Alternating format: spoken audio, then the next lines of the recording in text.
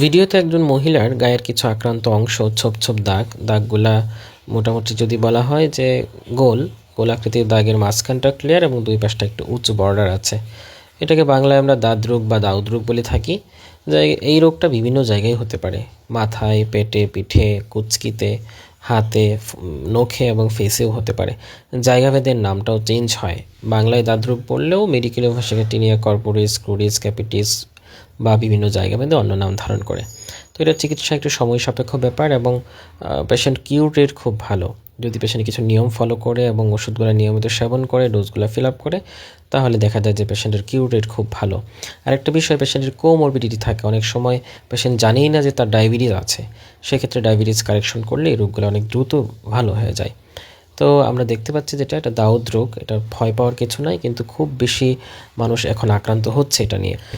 যে কারণে যদি আমরা কেউ এরকম দাউদ রোগ বা দাঁত রোগে আক্রান্ত হই, নিজেরা ফার্মেসি থেকে অপ্রয়োজনীয় মলম বা বিভিন্ন ধরনের মিক্সড স্টেরয়েড ক্রিম ইউজ না করে একজন বিশেষজ্ঞ ডাক্তারের বা একজন ডার্মাটোলজিস্টের পরামর্শ, ন্যূনতম পক্ষে একজন এমবিবিএস ডাক্তারের পরামর্শ নেব অবশ্যই, ইনশাল্লাহ।